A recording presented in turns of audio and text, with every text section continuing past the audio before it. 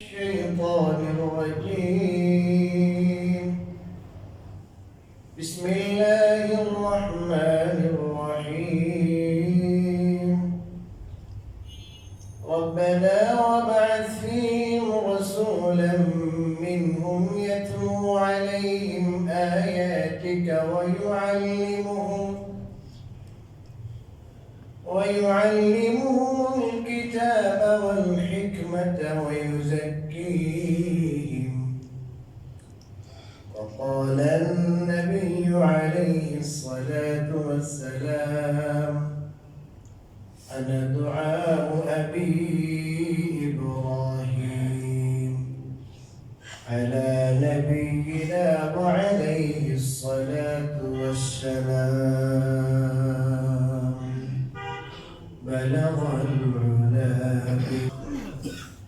আল্লাহর দরবারে লাখ কোটি শুকরিয়া যে তিনি আমাদেরকে আজকে তত পবিত্র মাসে পবিত্র দিনে তার ঘরে আসার বসার বলার এবং শোনার তৌফিক দান করেছেন। আলহামদুলিল্লাহ। সম্মানিত মুসলিম গ্রাম, দেশে সমাজে শান্তি শৃঙ্খলা কিভাবে আসবে, কোরআন ও হাদিস থেকে ফর্মুলা নিয়ে আমি দীর্ঘ কয়েক সপ্তাহ যাবত আলোচনা করে আসছি। আমার সেই সব আলোচনার একবারে সার কথা হলো, যখন আমাদের এই সমাজে, এই দেশে, এই রাষ্ট্রে মানুষের জান মাল এবং ইজ্জত আবরুর হেফাজত হবে, তখনই এই দেশ শান্তি হবে, দেশের মধ্যে শান্তি শৃঙ্খলা আসবে। হানাহানি, কাটাকাটি, লুটতরাজ, চাঁদাবাজি ইত্যাদি যত ধরনের মানুষের মাঝে আজকে দেখা যাচ্ছে যে অত্যাচার, অনাচার, এই সব কিছু দূর হয়ে যাবে। সমস্ত ফিতনা ফাসাদ দূর হয়ে যাবে যদি এই তিন বিষয়ে আমরা নিশ্চয়তা দিতে পারি যে আমাদের জান মাল ইজ্জত আবরু সব কিছু মাহফুজ, আমাদের জান মাল ইজ্জত আবরু নিরাপদ। এবং এই বিষয়ে আপনাদেরকে কোরআন হাদিসের আলোকে কয়েক সপ্তাহ যাবত শুনিয়ে আসছে এবং এগুলোর জন্য কি কি করতে হবে সেই বিষয়ে কিছুটা আলোকপাত করা হয়েছে। আরো কিছু আলোচনার প্রয়োজন ছিল, আমার ইচ্ছাও ছিল আরো দীর্ঘ আলোচনা, কিন্তু যেহেতু এই সপ্তাহ থেকে আমাদের রবিউল আউয়াল শুরু, আজকে বোধহয় 4 রবিউল আউয়াল, আগামী শনিবার, কালকের পরের শনিবারে 12 রবিউল আউয়াল। রবিউল আউয়ালে এই পৃথিবীতে আল্লাহ রাব্বুল আলামিন হেদায়েতের রবিকে পয়দা করেছেন। রবিবারই সূর্য। এই রবিউল আউয়াল মাসে আল্লাহ তাআলা হেদায়েতের আলোক পত্রিকা পাঠিয়েছেন। এই জন্য আমরা এই মাসে আমাদের নবীজি সাল্লাল্লাহু আলাইহি ওয়াসাল্লামের সিরাত নিয়ে এবং তাকে যে আল্লাহ পাঠালেন, কি কারণে পাঠিয়েছেন, আমাদের কি করা উচিত এবং তার সম্পর্কে কিছু আমাদের জানা উচিত। সেই হিসাবে আজকে আমি পবিত্র কোরআনের সূরাতুল বাকারার একটি আয়াতের অংশ পাঠ করেছি। সূরাতুল বাকারার আমার পঠিত আয়াতের মধ্যে আল্লাহ রাব্বুল আলামিন হযরত ইব্রাহিম আলাইহিস সালামের একটি দোয়ার কথা বলেছেন। হযরত ইব্রাহিম আলাইহিস সালাম আল্লাহর বন্ধু ছিলেন, খলিল ছিলেন। তিনি আল্লাহ তাআলার কাছে কয়েকটি মিনতি করেছিলেন, আরজি করেছিলেন, দোয়া করেছিলেন। এর মধ্যে একটা দোয়া ছিল তার ভবিষ্যৎ প্রজন্মকে নিয়ে। আমরা অনেকেই শুধু নিজের জন্য দোয়া করি, নিজের ছেলে মেয়ের জন্য, স্ত্রী পুত্রের জন্য, এগুলোর জন্য দোয়া করি। ভবিষ্যৎ জেনারেশন, আমার বর্তমান যে জেনারেশন আমার সামনে নেই, ভবিষ্যতে আসবে, তাদের জন্য দোয়া করা এটাও সুন্নাত। কিন্তু আমরা বেশিরভাগ ক্ষেত্রে এই সুন্নাত থেকে গাফিল, উদাসীন, কারণ ওরা আমাদের সামনে নেই, এদের সুবিধা অসুবিধা আমাদের সামনে নেই। কিন্তু হযরত ইব্রাহিম আলাইহিস সালাম দোয়া করে গেছে যে আল্লাহ, এই আমার ঔরসজাত সন্তান যারা আছে, এদের থেকে তো সন্তান আসবে, তো হযরত ইসমাঈল আলাইহিস সালাতু ওয়াস সালাম, ইসহাক আলাইহিস সালাম এরা তো তার ঔরসজাত সন্তান। তো আল্লাহ রাব্বুল আলামিনের কাছে দোয়া করলেন যে আল্লাহ, তাদের মাঝে আপনি এমন একজন রাসূল পাঠাবেন যে রাসূল ইয়াতলু আলাইহিম আয়াতিক, যে রাসূল তার উম্মতের কাছে আপনার আয়াতগুলো তেলাওয়াত করবে, পাঠ করে শোনাবে। আর আপনি যা নাযিল করবেন যে কিতাব, সেই কিতাবের শিক্ষা দিবে, হাদিসের শিক্ষা দিবে এবং তাদের আত্মশুদ্ধি করবে। এই মৌলিকভাবে চারটি কাজ করবে। এই মৌলিকভাবে চারটি কাজ এর বিবরণ দিতে গেলে আমাদের কমপক্ষে 4টা জমা লাগবে। যে এখানে 4টি যে জিম্মাদারি, 4টি যে ডিউটি আল্লাহ দিলেন এবং এই ডিউটি যেন পালন করতে পারেন এমন রাসূল আল্লাহ যেন পাঠান, সেই জন্য ইব্রাহিম দোয়া করেছেন। যা আমাদের আজকে এটা আলোচ্য বিষয় না, এই জন্য আমি ওইদিকে যাচ্ছি। তো আল্লাহ রাব্বুল আলামিন এই দোয়া কবুল করলেন। আর হযরত ইসমাঈল আলাইহিস সালামের যে বংশধর ছিল, এই ইসমাঈল আলাইহিস সালামের বংশে আল্লাহ রাব্বুল আলামিন মহানবী, বিশ্বনবী, সাইয়্যিদুল আউয়ালিন ওয়াল আখিরিন রাহমাতুল লিল আলামিন মুহাম্মদ আরবি সাল্লাল্লাহু আলাইহি ওয়াসাল্লামকে দুনিয়া পাঠালেন। আর যে ডিউটি এবং যে দায়িত্ব হযরত ইব্রাহিম আলাইহিস সালাম উল্লেখ করেছিলেন, সেই ওই দায়িত্ব দিয়ে পাঠালেন। সূরা জুমায় আল্লাহ বলেন, ওয়াল্লাযী বা'আসা ফিল উম্মিয়িনা রাসূলাম মিনহুম ইয়াতলু আলাইহিম আয়াতিহি ওয়া ইউযাক্কিহিম ওয়া ইউআল্লিমুহুমুল কিতাবা ওয়াল হিকমাহ। আল্লাহ রাব্বুল আলামিন বলেন যে আল্লাহ রাব্বুল আলামিন ওই সত্তা যিনি উম্মীদের মাঝে, যারা লেখাপড়া জানে না, নিরক্ষর, তাদের মাঝে আল্লাহ রাব্বুল আলামিন এমন রাসূল পাঠাইলেন যে রাসূলের দায়িত্ব হলো ইয়াতলু আলাইহিম আয়াতিহি, আল্লাহর আয়াত, কোরআনের আয়াতগুলো তেলাওয়াত করে শোনাবে। আর এখানে সিরিয়ালকে একটু আল্লাহ পাল্টিয়ে দিলেন। আগে ছিল কোরআনে কারীম এর শিক্ষা আগে, হাদিসের শিক্ষা আগে, আর আত্মশুদ্ধির কথা পরে। এখানে আত্মশুদ্ধির কথাটা আল্লাহ আগে নিয়ে আসছে, যে ওই রাসূল আয়েশা এদের এই তার উম্মতের আত্মশুদ্ধি করবে এবং তাদেরকে কোরআনের শিক্ষা দিবে, হাদিসের শিক্ষা দিবে। তো এটা কেন করলেন আল্লাহ? দায়িত্ব সেম আছে, শুধু সিরিয়ালের মধ্যে একটু এদিক সেদিক হয়েছে। এটার হিকমত হলো যে আল্লাহ রাব্বুল আলামিন এটা জানেন, যদি শুধু শিক্ষা হয়, সেই শিক্ষার সাথে যদি আত্মশুদ্ধি না থাকে, এই শিক্ষার দ্বারা মানুষ হেদায়েত হয় না। ইহুদিদের অনেক শিক্ষা ছিল, কিন্তু এদের আত্মশুদ্ধি ছিল না, আত্মার রোগে এরা রোগাক্রান্ত ছিল। এই জন্য বড় বড় আলেম হয়েও তারা বড় বড় অভিশপ্ত হয়েছে। এই জন্য এই রাসূলের বিশেষ ডিউটি হলো তিনি তার উম্মার আত্মশুদ্ধি করবেন। এই জন্য আত্মশুদ্ধির বিষয়টা এখানে আগানো হয়েছে, যে আত্মশুদ্ধি যখন হবে তখন তার মাঝে যখন এলেম আসবে, কিতাবের এলেম আসবে, সুন্নাহর এলেম আসবে, তখন সেটা কাজে মানুষ গোমরা হবে না। তো যাই হোক, আল্লাহ রাব্বুল আলামিন হযরত ইব্রাহিম আলাইহিস সালামের দোয়া কবুল করলেন, রাসূলুল্লাহ সাল্লাল্লাহু আলাইহি ওয়াসাল্লামকে পাঠালেন। মাঝখানে একটা যুগ ছিল, যে যুগে কোনো রাসূল ছিলেন না। এটা লম্বা একটা যুগ, 550 থেকে 600 বছর পর্যন্ত। সেই যুগের মধ্যে আপনার আল্লাহ রাব্বুল আলামিন বিশেষ কারণে কোনো রাসূল পাঠান নাই। এই কারণে এই যুগ এমন যুগে পরিণত হয়েছিল, যে যুগে মানবতার কোনো নেশ ছিল, মানবতার কোনো নামগন্ধ ছিল না। এদের মধ্যে কোনো একটা ছোট থেকে ছোট বিষয় নিয়ে মারামারি, কাটাকাটি দেখা দিত। এমনকি তারা যখন মারামারি করতে করতে করতে যখন একবারে মৃত্যু সজ্জায় উপনীত, তখন বলতো যে আমি প্রতিশোধ অমুকের থেকে নিতে পারিনি, তুমি প্রতিশোধটা নিয়ে নিও। এতে এত হিংস্র হয়েছিল এরা বনের বাঘ থেকে আরো হিংস্র ছিল। এদের মধ্যে এরা প্রতিশোধ পরায়ণ ছিল, যার পর নাই প্রতিশোধ পরায়ণ। এবং আপনারা জানেন, বাইতুল্লাহ সম্মান তারাও করতো, কিন্তু তারা বাইতুল্লাহকে সম্মান দেখাইতে যায় তারা বলতো যে আমরা যে কাপড় চোপড় পরে গুনাহের কাজ করি, ফিতনা ফাসাদে আমরা লিপ্ত, পাপাচারে এমন কোনো পাপ নাই যে পাপটা তারা জানতো না, করতো না। তাহলে এই সমস্ত পাপ তো আমরা এই সমস্ত কাপড় পরে করি, অতএব এই কাপড় পরে আল্লাহর সেই পবিত্র ঘরে তওয়াফ করা যাবে না। এই জন্য তারা পবিত্র ঘরে ঢুকতো কাপড় ছাড়া, সম্পূর্ণ উলঙ্গ। এভাবে যে তাওহীদের যে ঘর ছিল, যেখানে আল্লাহ রাব্বুল আলামিন একবার শুরু থেকে নিয়ে এই তাওহীদবাদীদের কেন্দ্র ছিল, এই তাওহীদ প্রতিষ্ঠার জন্য যেটা আসছে, ওখানে তারা 360টা মূর্তি ঢুকিয়ে দিয়েছিল। তো আল্লাহ রাব্বুল আলামিন সেই পরিস্থিতিতে এই ফিতনা ফাসাদের যুগে যারা খুন, আপনার লুটতরাজ, ব্যভিচার, মদ্যপান সহ এতটা নিষ্ঠুর ছিল যে নিজের ঔরসজাত কন্যাকে তারা মাটি চাপা দিত, জ্যান্ত মাটি চাপা দিত।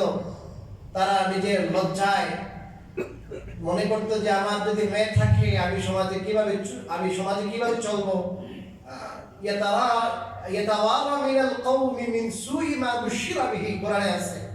যখন কোনো কন্যা সন্তান জন্ম নিত তখন সে তার মুখকে লুকাইতো, সে জনসম্মুখে আসতো না। কারণ কি, জনসম্মুখে যখন আসবো মানুষ বলবে মিয়া তোমার ঘরে তো কি আসছে, মাইয়া সন্তান আসছে। এটা অলক্ষণে, এই স্মরণে তারা নিজের ঔরসজাত মেয়েকে কি করতো, জ্যান্ত পুঁতে ফেলত।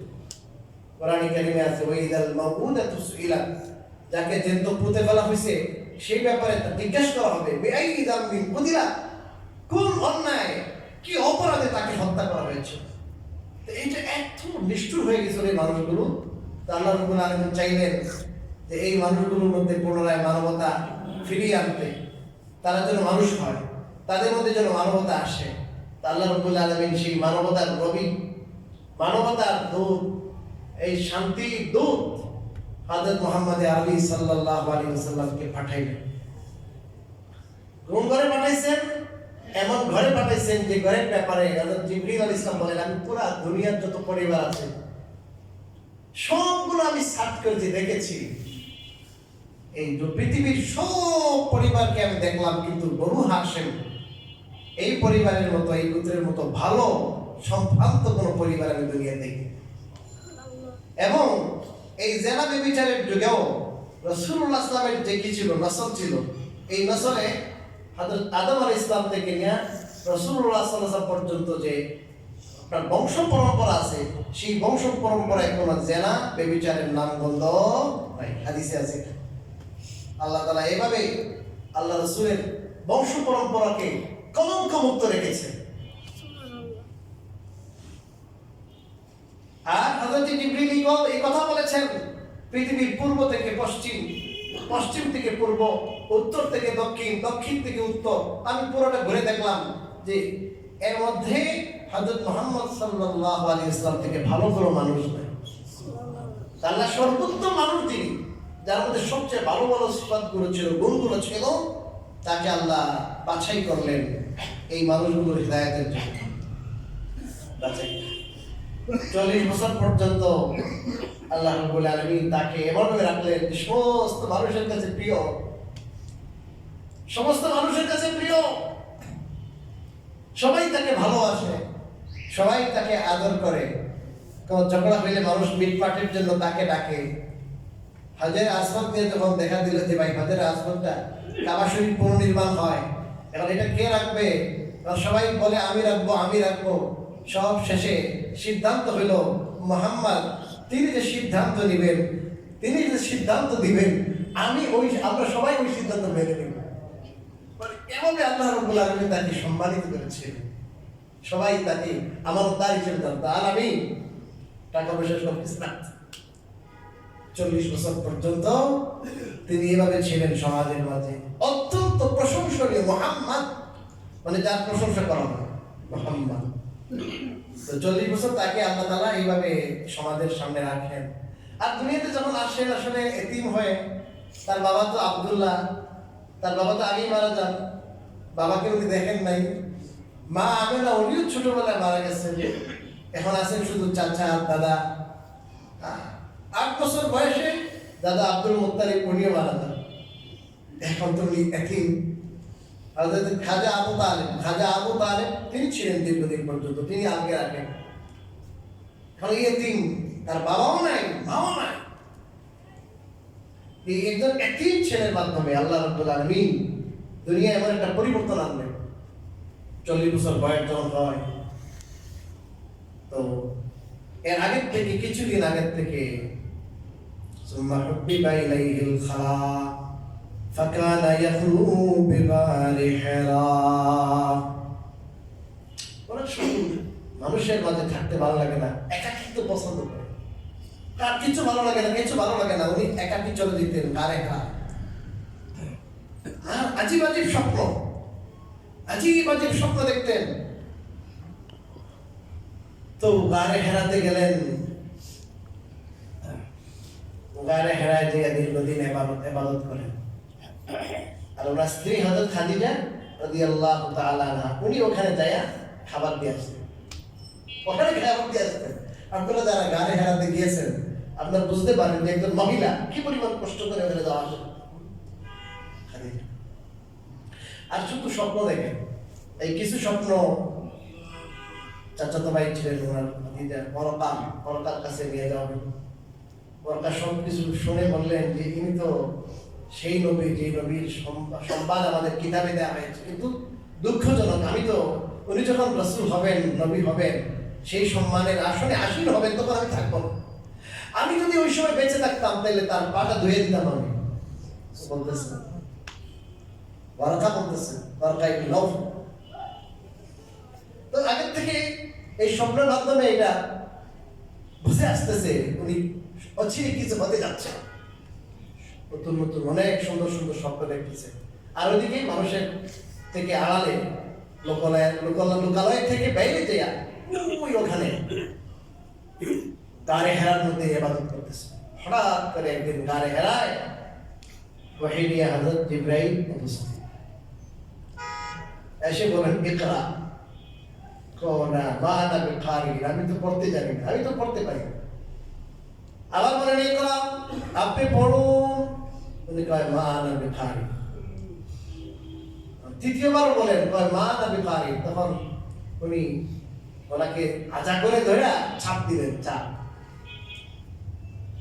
কয়েকবার চাপ দেওয়ার পরে বলেন এখন পড়েন ইকরা বিসমি রাব্বিকাল্লাযী খালাক খালাকাল ইনসানা মিন আলাক ইকরা ওয়া রাব্বুকাল আকরাম আল্লাযী আল্লামা বিল কলম আল্লামাল ইনসানা মা লাম ইয়ালাম। এই নাজিল উনি পড়ছে রে কথা, চাপ খায়া এখন তো উনি এত বেশি ঝড় আসছে, শরীরে কাঁপুনি আসছে, যাই কাঁপে কাঁপে ঝড়ে আক্রান্ত। খাদিজাকে যে বলেন আজকে এই ঘটনা ঘটেছে, জামিলুনি আমাকে কম্বল দাও, আমাকে কম্বল দাও। আমি এই অবস্থা যখন দেখে আবার মাওলার কাছে যান, উনি বলেন আরে ইনি তো ওই নবী, ইনি তো ওই ফেরেশতা যিনি আগেও উনি কিনে আসতেন, ওহী নিয়ে আসতেন, কাজ হয়ে গেছে। তো যাই হোক, বলতে চাচ্ছিলাম যে কথা, রাসূল কারীম সাল্লাল্লাহু আলাইহি ওয়াসাল্লাম 40 বছর বয়সে তার উপর ওহী আসে। যখন সর্বপ্রথম ওহী আসে, তারপরে উনি একটু অসুস্থ হয়ে যান। অসুস্থ হওয়ার পর থেকে উনি যখন বুঝতে পারেন আমি রাসূল, আমি নবী, তখন সর্বপ্রথম উনি দাওয়াতের কাজ শুরু করেন। যখন দাওয়াতের কাজ শুরু করেন, তখন তার সব আগে তার বংশের যে লোক ছিল, আশিরাতাকাল আকরাবিন, গোষ্ঠীর লোক, এদেরকে আগে উনি দাওয়াত দেওয়া শুরু করেন। কিন্তু দুঃখজনক হলেও সত্য, তারা কোনো কেয়ার করে নাই। এতদিন পর্যন্ত এই লোকটা এত ভালো ছিল, সবাই আমরা তাকে আলামিন বলতাম। আজকে সেই এক আল্লাহর দাওয়াত দেওয়ার কারণে আজকে সবাই তাকে ঘৃণা করে, প্রত্যাখ্যান করলো, বলো না না আমরা এটা মানি না। যাই হোক, সেই লম্বা কাহিনী আপনারা জানেন। তো রাসূলুল্লাহ সাল্লাল্লাহু আলাইহি ওয়াসাল্লাম এইভাবে মক্কায় আল্লাহ তাআলার নির্দেশে দাওয়াত দিতে থাকেন এবং মানুষকে বুঝাইতে থাকেন যে তোমরা যদি আমাকে মানো, আমি যে রিসালা এবং মেসেজ নিয়ে আসছি এটাকে যদি তোমরা এলাও করো, কবুল করো, তাহলে তোমাদের এই সমাজ বলতে যাবে, তোমরা সম্মানী হইবে। আমি তোমাদেরকে সম্মান দিতে এসেছি, আমি এই জন্য আসি নাই যে তোমাদের নেতৃত্বকে আমি কেড়ে নিব। তোমাদের নেতৃত্ব তোমাদেরই থাকবে, তোমাদের দুনিয়া এবং আখিরাতের নেতৃত্ব আমি দিতে এসেছি, তোমাদের নেতৃত্ব আমি কেড়ে নিতে আসি নাই। অনেক দাওয়াত দিলেন, অনেক বুঝাইলেন, অনেক সমঝাইলেন, কিন্তু এই মক্কাবাসী গুটি কয়েক মানুষ ছাড়া তারা সেই ইসলামকে, রাসূলের দাওয়াতকে তারা কবুল করলো না, বরং বিভিন্নভাবে তাকে কষ্ট দিতে লাগলো। নির্যাতনের এমন কোনো সিস্টেম ছিল না, এমন কোনো পদ্ধতি ছিল না যেটা তারা অবলম্বন করেনি। আরো বেশি দুঃখের বিষয় হলো যে কয়েকজন মানুষ মুসলমান হয়েছিলেন এবং বাইরে থেকেও বহিরাগত কিছু মানুষ তার সংবাদ পেয়ে এসে মুসলমান হয়েছিলেন, কিন্তু তারা এই সমস্ত মানুষের যে একটা স্বাধীনতা ছিল যে আমি যে ধর্মে দীক্ষিত হই না কেন, আমার যে বিশ্বাস সেটা তো আমার ব্যক্তিগত একান্ত ব্যাপার, তার বিশ্বাস, তার আমল, তার আকীদা এটা তার ব্যক্তিগত বিষয়। কিন্তু না, এই অপরাধ যে তার আল্লাহকে মানে কেন, এই রাসূলকে স্বীকার করলো কেন, এই অপরাধের কারণে তারা অত্যন্ত নিষ্ঠুরতম আচরণ করে, নির্যাতনের স্টিম রুলার চালায় যে এই তাওহীদের কোনো নিশানা উঠতে দেবে না মক্কায়, এই মক্কায় কেউ রাসূলের নাম নিতে পারবে না। এইভাবে দেখতে দেখতে 13 বছর চলে যায়। রাসূলুল্লাহ সাল্লাল্লাহু আলাইহি ওয়াসাল্লাম শেষ সময়ে আপনার লাইলাতুল আকাবাতে মদিনা থেকে যারা এসেছিলেন হজে, তাদের খেমায় খেমায় যায়া তাদেরকে দাওয়াত দিতে থাকেন যে আল্লাহ তাআলা আমাকে এক আমানত দিয়ে পাঠিয়েছেন, আমাকে যে রিসালাত দিয়ে পাঠিয়েছেন, আমি আজকে আমার মক্কাবাসীদেরকে বুঝাইতে ব্যর্থ। আমি অনেক চেষ্টা করছি, কিন্তু তারা তো আমাকে নিতেছে না। আপনারা যদি নেন তো তারা ওখানে রাসূলুল্লাহ সাল্লাল্লাহু আলাইহি ওয়াসাল্লামের চেহারা মোবারক দেখা আর তার বিভিন্ন কথা শুনে, আর তারা তো এলেমওয়ালা ছিল মদিনাওয়ালারা, তারা বুঝতে পারলেন উনি তো ওই নবী যেই নবীর কথা আমাদের কিতাবে ভবিষ্যৎবাণী করা হয়েছে। তো তারা রাসূলের উপর ঈমান আনে এবং তারা ওয়াদা করে যে নবীজি, আপনার দেশের মানুষ, আপনার মক্কার মানুষ আপনার কদর বুঝে না, আপনার মূল্যায়ন করে না, আমরা আপনাকে ইনভাইট করবো, আপনি আসেন। রাসূলুল্লাহ সাল্লাল্লাহু আলাইহি ওয়াসাল্লাম বলেন, আমি তো ইনভাইট করলে যেতে পারবো না, আল্লাহ তাআলার হুকুম লাগবে, অর্ডার লাগবে, আল্লাহর অর্ডার যখন হবে তখনই আমি চলে আসবো। বাকি আপনারা যে দাওয়াতের কাজ চালান, তোমরা দাওয়াতের কাজ চালান। পরবর্তীতে আরো বেশি লোক নিয়ে আসছে দ্বিতীয় বছর। এভাবে আপনার মিনায় রাসূল দাওয়াত চলে, হজের সিজনে দাওয়াত চলে, মদিনায় এভাবে আল্লাহ রাসূলের মেসেজ পৌঁছে যায়, মদিনায় কিছু মুসলমান হয়ে যান। এভাবে তারা অধীর আগ্রহে থাকেন যে কখন রাসূল মদিনায় আসবেন, কখন রাসূল সাল্লাল্লাহু আলাইহি ওয়াসাল্লাম মদিনায় আসবেন। কিন্তু ওদিকে আবার আবিসিনিয়ার হিজরত হয়েছে, হাবশার হিজরত হয়েছে। ওই হিজরতের অনেক লম্বা কাহিনী আছে, এখন বলার সময় নাই। রাসূলুল্লাহ সাল্লাল্লাহু আলাইহি ওয়াসাল্লাম কিন্তু আবিসিনিয়া ওই সময় যায় না, আগে গিয়েছিলেন। কিন্তু যাই হোক, তো আবিসিনিয়ার সেই হিজরতের অনেক সাহাবায়ে কেরামের হিজরত ওখানে, কিন্তু আবিসিনিয়ার মুসলমানরা যারা ছিলেন তারা ইসলামকে কায়েম করার জন্য মেহনত করে নাই, তারা ওদেরকে জায়গা দিয়েছেন, আশ্রয় দিয়েছেন, বাট ইসলাম প্রচার হোক এই জন্য আবিসিনিয়ায় তখন, হাবশায় তখন কিন্তু ইসলামের খুব আপনার প্রচার হয় নাই। তারা মেহমানদারি করছেন, ওদেরকে আশ্রয় দিয়েছেন। কিন্তু মক্কাবাসীরা যেভাবে আশ্রয় দিয়েছেন, মক্কাবাসীরা হুজুরের যে দাওয়াত ছিল, তার মিশন ছিল, সেই মিশনটা কিভাবে বাস্তবায়ন করা যায় ওই মিশনটা তার হাতে নিয়েছে। এই জন্য আল্লাহ রাব্বুল আলামিন কিছুদিন পরে মদিনায় হিজরতের জন্য যখন অর্ডার করলেন, আস্তে আস্তে সাহাবায়ে কেরাম হিজরত করতে থাকে। মোটামুটি ভালো সংখ্যক সাহাবায়ে কেরাম যখন ওখানে জমা হলেন, হযরত আবু বকর রাদিয়াল্লাহু তাআলা আনহুকে রাসূলুল্লাহ সাল্লাল্লাহু আলাইহি ওয়াসাল্লাম বলেন, আল্লাহর পক্ষ থেকে মেসেজের আশায় আছি, যে কোনো সময় ডাক আসবে, আপনি রেডি থাকবেন। প্রায় 6 মাস আগে বলেছে। হযরত আবু বকর সিদ্দিক রাদিয়াল্লাহু তাআলা আনহু শুধু জিজ্ঞাসা করেন, কি খবর আছে? না, এখন খবর নাই। হইতে একদিন দুপুরে হযরত আবু বকর রাদিয়াল্লাহু তাআলা আনহু ঘরে উপস্থিত। কেমন নাই? সবাই বের হল। হুজুর না, এরাই আপনার পরিবার। আপনি বলুন, সমস্যা নাই। আল্লাহর পক্ষ থেকে ওরা বের হয়ে যেত। তো হযরত আবু বকর রাদিয়াল্লাহু তাআলা আনহু রেডি। উনি উট কিনে রেখেছিলেন, কয় উটটা আপনাকে আমি হাদিয়া দিব। না, হাদিয়া না, কত টাকা দিয়ে কিনেছেন? আমি বিনিময় দিয়ে নিব, আমি টাকা দিয়ে নেবো। মানে আপনার জন্য হাদিয়া। বলেন না, আমি টাকা দিব। ওদিকে দারুন না দোয়ায় মিটিং, দারুন না দোয়ায় যে মুহাম্মদ, তারই দাওয়াত, তারই মিশন কোনোভাবেই যেন আমরা রুখতে পারছি না। সব দিকে শুধু দাওয়াত, এভাবে মানুষ মুসলমান হচ্ছে, আর মানুষ আমাদের ধর্ম থেকে, এরকম বিরূপ ধর্ম থেকে আস্তে আস্তে ওই ধর্মে দীক্ষিত হচ্ছে। কি করা?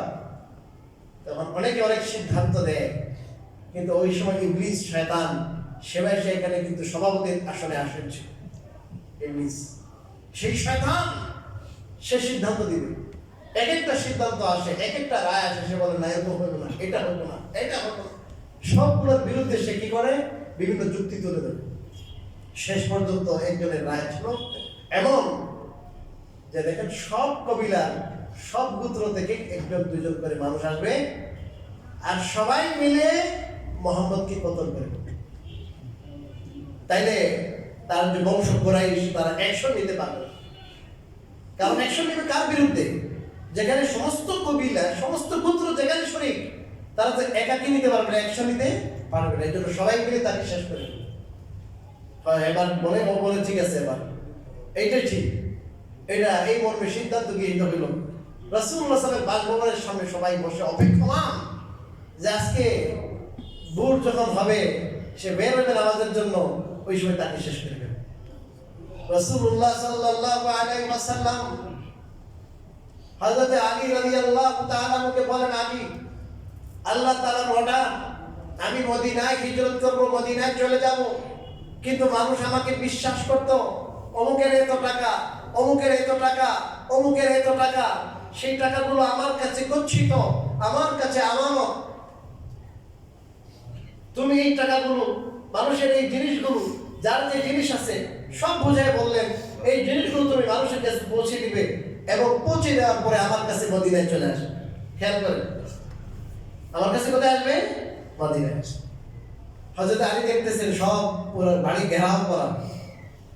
এখন কি আল্লাহ রাসূলকে যখন তারা সকালে খুঁজে পাইবে না, তখন আলী কি রাখবে? কথা বলেন না কেন?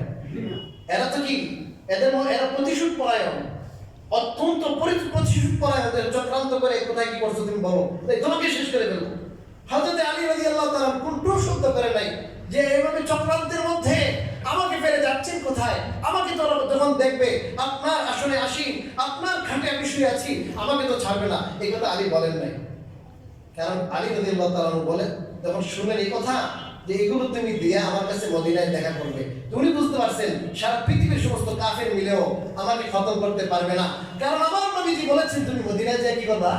দেখা করবা। আল্লাহ রাসূল বলেছেন মদিনায় যেয়ে দেখা করবা, আবার কি তুমি একবার স্ত্রী, কোনো চিন্তা নাই। আর ওরা তো সেই বাকির অপেক্ষা করতেছে হুজুরকে মারার জন্য, জানে বের করার জন্য, ওদের হেদায়েতের জন্য, পথের দিশা দেওয়ার জন্য, আল্লাহর সাথে সম্পর্ক করিয়ে দেওয়ার জন্য, জান্নাতের পথ পাঠিয়ে দেওয়ার জন্য উনি আসছেন। কিন্তু তারা তাকে একবারে মেরে ফেলার জন্য সব কবিলা, সব বংশের মানুষ এক হয়ে আসছে। রাসূলুল্লাহ সাল্লাল্লাহু আল্লাহ বলে বের হয়ে যান, বের হয়ে দেখেন সবাই তরবারি নিয়ে অপেক্ষমান। আল্লাহ বলেন যে আপনি কি করেন, এক বুট বালুনের হাতে আর বালুটা ছেড়ে দেন। তো উনি বালুটা দিয়েছেন আর বালুটা কি করছেন, ছিড়ে দিয়েছেন। আর সবগুলো কাফেরদের চোখে বালু অংশ দেওয়ার পরে আর সবগুলো শুধু কি করতেছে, অন্ধ হয়ে গেছে, শুধু এরকম করতেছে। 2-4টা 8-10টা কাফের চোখে বেশিতে বেশি পড়তে পারে, এক মুষ্টি বালু। কিন্তু আল্লাহ রাব্বুল আলামিন বলেন, ওয়া মা রামাইতা ইয রামাইতা ওয়ালাকিন্নাল্লাহ রামা। নবীজি যখন আপনি বালু নিক্ষেপ করেছিলেন, এই বালুটা আপনি যখন নিক্ষেপ করেছিলেন, তখন এই বালুটা আপনি নিক্ষেপ করেননি, আমি আল্লাহ নিক্ষেপ করেছি। ওয়ালাকিন্নাল্লাহ রামা। আল্লাহ তাআলা সবগুলা কাফেরদের চোখে বালু পৌঁছাই দিয়েছে। আর শুধু পৌঁছাই গেছে তারা, এরা আল্লাহ রাসূল আস্তে করে ওদের সামনে দিয়ে চলে যান, আর টেরো হযরত আবু বকরের বাড়িতে যান, দেখুন চলে এখন উনি তো রেডি। আল্লাহ তো আগের থেকে আল্লাহ মেসেজ দিয়ে রাখছেন, আগেও বলে রাখছেন যে এখন আসবে, উঠে কি থাকবেন, রেডি থাকবেন, বস চলে গেছে। এখন এরা উঠছে, উঠার পরে দেখে কি রে, আমাদের শিকার তো নাই, এমন রাগ, প্রচন্ড রাগ। আলী রাদিয়াল্লাহু আনহু জিজ্ঞাসা করেন, আমি কি বলবো, উনি তো ছিলেন, বের হয়ে চলে গেছে। ওরা বলে, আরে বের হইলে আমরা তো দেখেছি উনি ভিতরে, কোথা থেকে গেলেন, আমরা তো চতুর্দিকে আছি, এটা তো আমি বলতে পারবো না, উনি বের হয়ে গেছে। যাই হোক, রাসূলুল্লাহ সাল্লাল্লাহু আলাইহি ওয়াসাল্লাম এভাবে বের হয়ে গেলেন। এখন তারা তো প্রতিশোধের আগুন জ্বলতেছে, ধাউ ধাউ করে। এরা এখন 100 উট ঘোষণা করলো, 100 উট দিব যে মুহাম্মাদের সংবাদ দিতে পারবে। কথা বুঝেন, 100 উট আনি বাবা, 100 কোটির মতো মনে করে লাল লাল আরবের লাল লাল উট। এখন তারা হয়রার মতো সবাই ঘুরে দাঁড়াইতেছে। আরবের মধ্যে একটা ভালো গুণ ছিল, এটা এক্সপেরিয়েন্স এবং যোগ্যতা ছিল। এরা পদচিহ্ন দেখে বুঝতে পারতো যে এটা খারাপ ছিল। বুঝলেন না?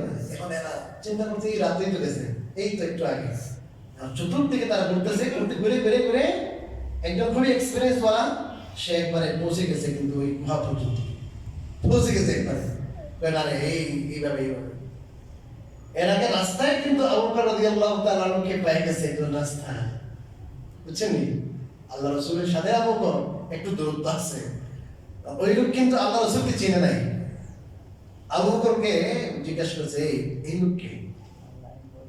ফালান রাজুলুন ইয়াহদিনি সাবিল। এখন যদি বলেন আবু বকর বলে ভাই জান বাঁচানোর জন্য মিথ্যা কথা, ওই মিথ্যা কথা বলে নাই।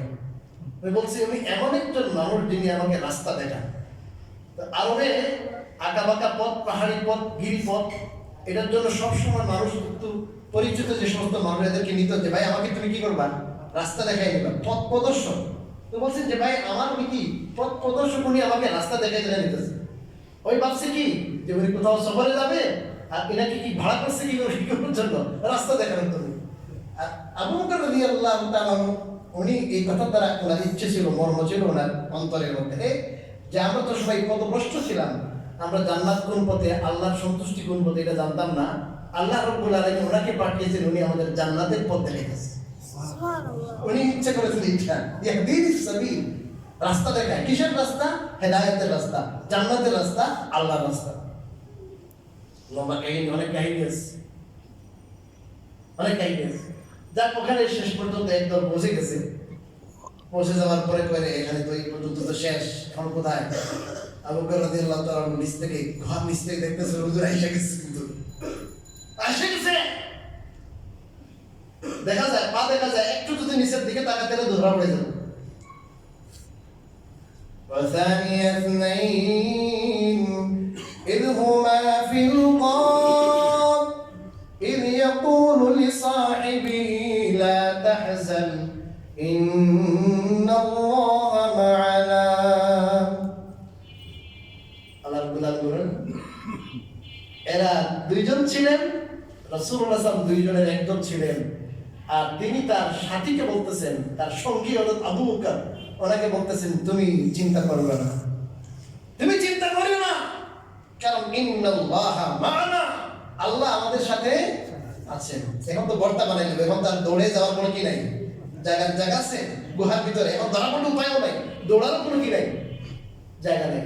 উনি একেবারে অপকটে বলেন কোনো চিন্তা করবে না, আল্লাহ আমাদের সাথে আছেন, আল্লাহর হুকুমে আমি আসছি।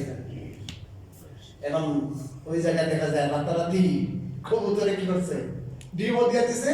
এখানে কি দিছে বলেন, মাকড়সা কি করছে, দূর বেটা, এখানে মাকড়সার জাল আছে, হ্যাঁ কবুতরের ডিম আছে, এখানে কোনো মানুষ থাকবে আর কি করে ভাই, দেখেও দেখে না, একটু নিচের দিকে তাকিয়ে চলে গেছে। এইভাবে আল্লাহ রাব্বুল আলামিন দেখেন মাকড়সা দিয়ে আল্লাহ তাআলা কি করেন, হেফাজত করেন। আল্লাহ হেফাজত করতে বেশি কিন্তু লাগে না, বেশি লাগে কিছু। আর এখন 3 দিন যখন হয়েছে, আবু বকরকে বলেন আল্লাহর অর্ডার হলে 3 দিন চলে যাবে, সময় শেষ হয়ে গেছে। বাকি কথা ইনশাআল্লাহ পরে শোনাবো। আমি বলতে চাচ্ছিলাম যে আল্লাহ রাসূল কোন মুহূর্তে আমাদের মধ্যে আসছেন, কিভাবে আসছেন, আর তাকে মক্কার মানুষেরা কিভাবে নির্যাতন করে বের করে দিল। উনি মদিনায় গেলেন, কিভাবে ইসলাম ছড়াইলেন, এবং এরপরে এই রাসূল আবার ফিরে মক্কায় আসলেন।